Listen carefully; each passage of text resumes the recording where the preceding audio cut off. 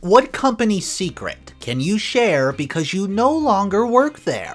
I worked at a Domino's franchise. The owner was, at first glance, a short-tempered, critical penny pincher who did everything he could to save business money, right down to watching over your shoulder to make sure you did not cut too much cheese on a pizza. Cheese is called white gold in the pizza industry, even back in 2002. But after working for him for a while, you realized why he was so specific about the margins.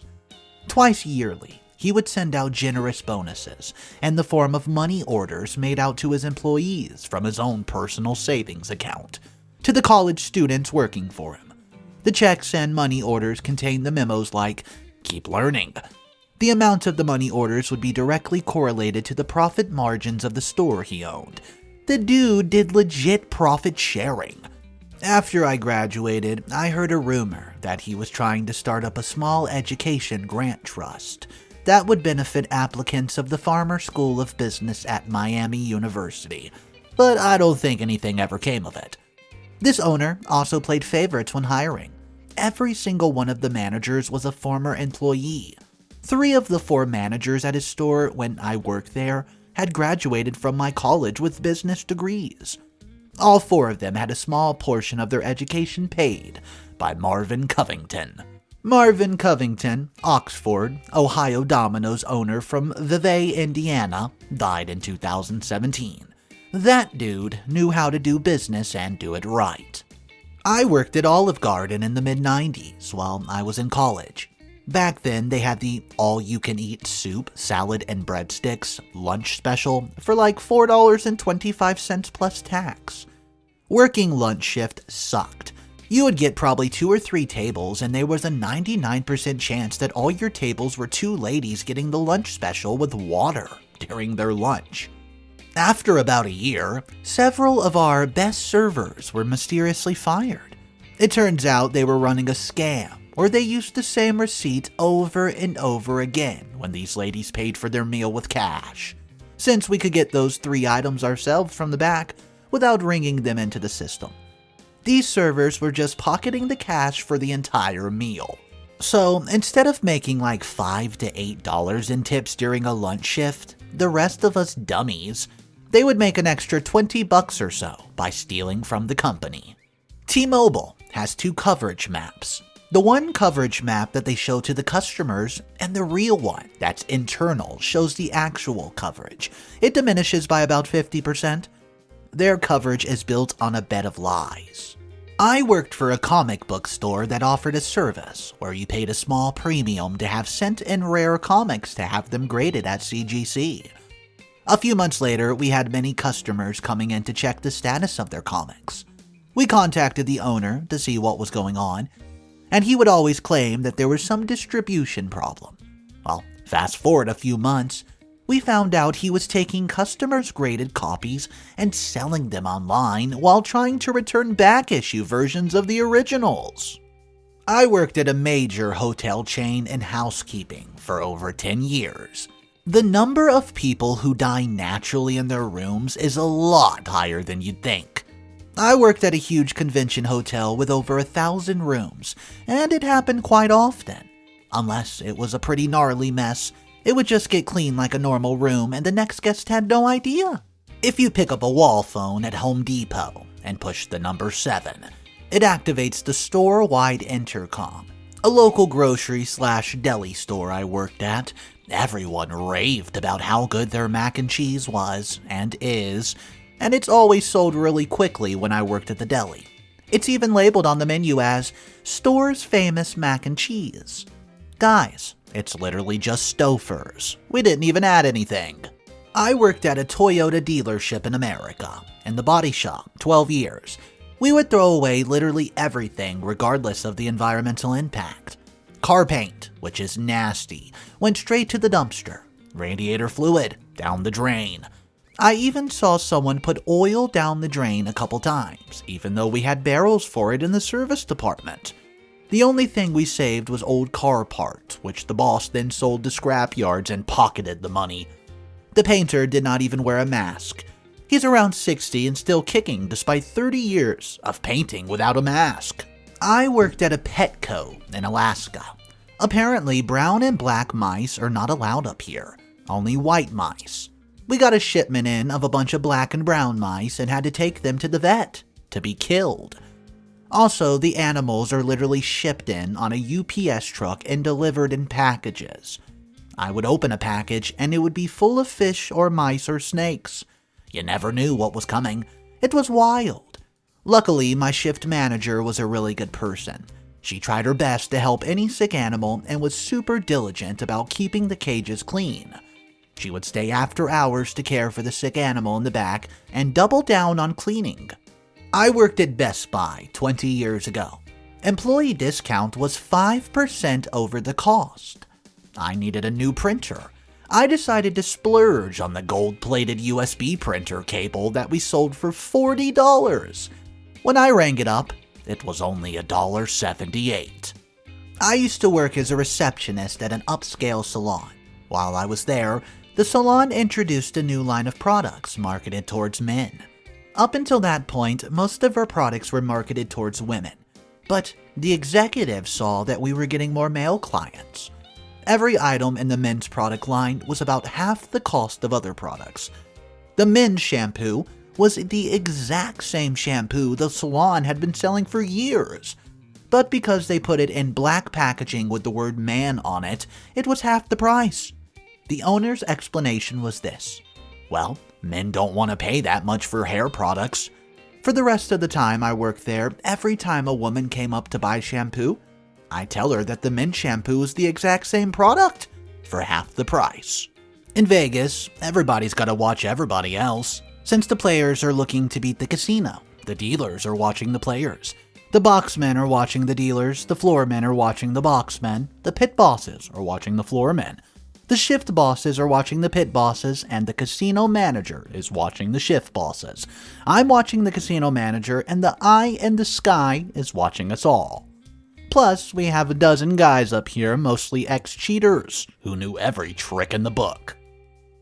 All new clothing and everything you try on is dirty. I've worked in retail for years, and it still shocks people, but there's no washing machines or disinfectant spray or wipes. Nothing. I've opened boxes of new clothing that had white bugs coming out of it. Seen women after a workout class come and try clothes on, then just leave still sweaty from the class. One older lady left dime-sized skin flakes in the clothes she tried on. Not to mention whatever happens when they return the items or what happened in the factory. People are gross, nothing's clean. Always wash your clothes when you get them home.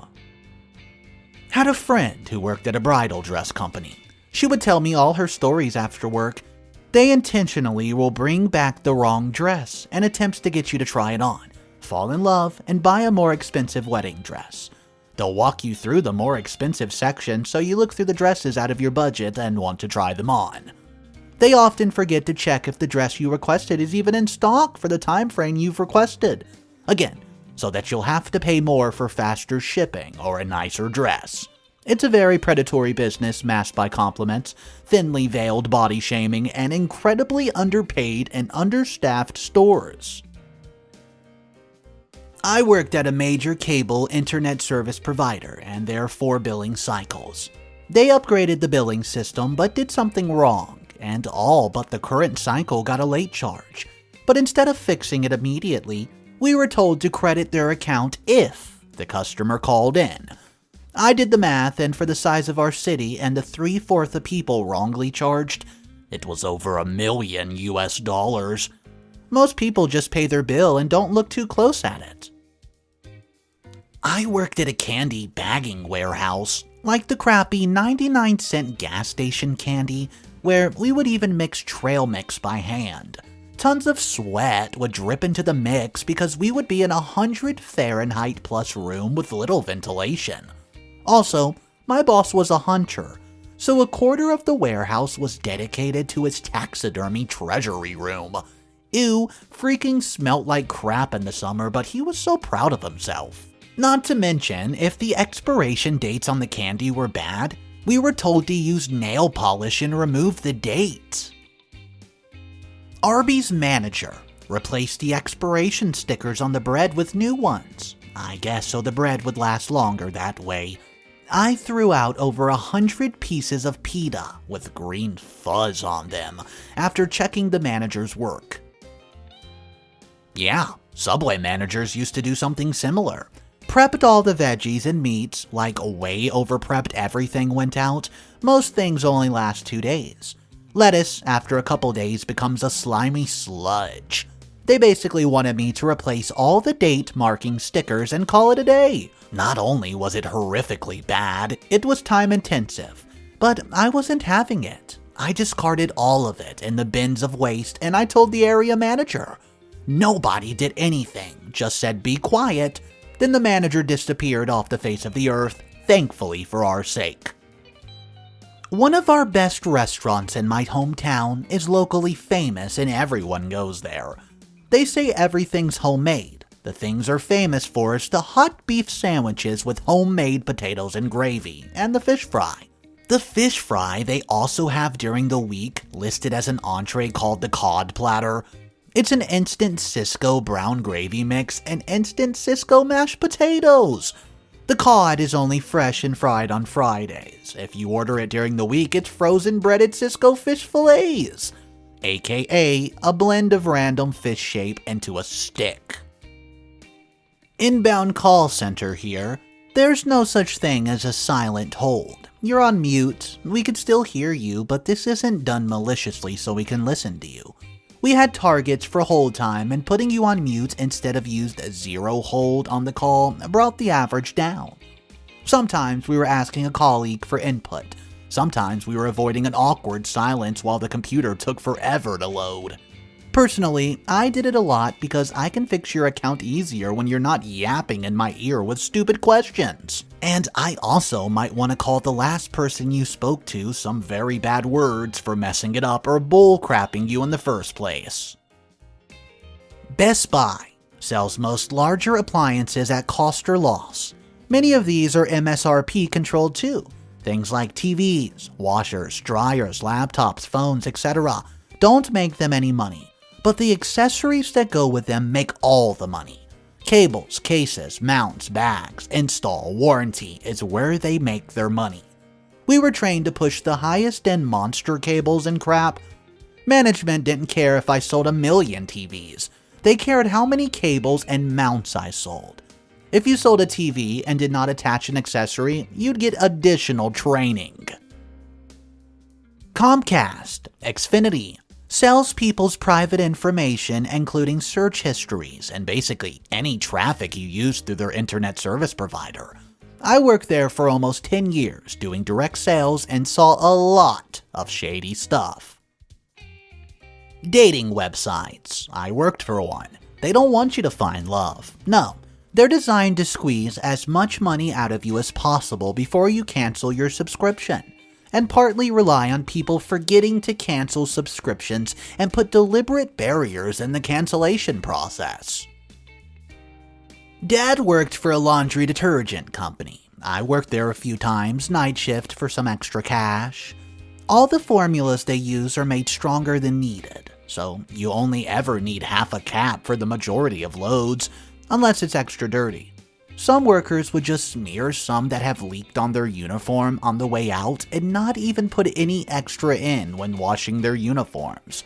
But the company still recommends a minimum of a full cap for all the loads, because then you run out quicker and have to go buy more. Once when I worked at Wendy's, we ran out of chicken breading. The manager substituted flour, salt, and pepper. People mentioned how the new recipe was so much better. Corporate found out and fired him. I used to work front desk at a hotel. More than not, if we tell you we're fully booked when you try to make a reservation, we actually are. But sometimes it's just bullcrap. We make up because we get a bad vibe from you. We get blamed if we accept a booking from a person who then trashes the room or was just all around annoying/rude to the staff. Worked at an internet service provider. We always lied to the customers daily about speeds and delivery times. We sold internet in stations we knew were full, and DSL is just garbage. Don't had a singular customer in 7 years who actually got the speeds we promised. then burned our rates and support was 3 months before people quit. If you tried to actually help customers, you got chewed out like it was a problem. I worked in the seafood industry for many years. 2 things immediately came to mind. First, don't ever buy the pre-marinated cuts of fish that are sometimes for sale at the counter. Those are the cuts that are about to turn bad, or already are bad. The marinade's only there to mask the poor quality and smell. Second, more of a just FYI, but a lot of fresh lobster meat you see is made up of at least partly dead and dying lobsters. Tanks and crates are checked daily, sometimes more frequently during the summer months, and the lobsters that croaked overnight are cooked and shucked for their meat. If you see a lot of straight tails, steer clear. I worked at a lab that tested medical marijuana for safety. Pesticides, heavy metals, mycotoxins, etc. The biggest cannabis brands would fail often with literal poison in their products, and rather than fixing it, would take their business to another lab just to pay to get a passing certificate to sell it anyways. It's part of why I left the industry. Shady for something advertised as medical. Movie theaters. We never make money off the ticket sales. We make money off the food and drinks. Despite this, 99.9% of theater staff give less than 0 craps if you sneak food in. All we ask is that you're subtle enough that we don't have to get yelled at by the 0.1% who actually care. One of the biggest banks in the United States would routinely forge client signatures when they leave without double-checking all the pages. Since originals are held at the branch and copies are faxed over, there's many ways for them to lift the signature from another source and place it where it's needed. Outback Steakhouse uses pre-packaged taco seasoning on their steaks. I was a new hire at a gas station with a couple of service bays. I pumped gas afternoon to closing. It was owned by a local BMW dealer. Soon, there was a theft issue. About a month later, I got a call to go to the BMW dealership. They were selling the gas station, and I was let go. Turns out, everyone was stealing except for me. If you go to an event that has event security, ask them for a better seat, or just be really nice to them. They might bring you something special. I work at a hockey rink, and we give nice people pucks, pins, and let them go down front to see the players.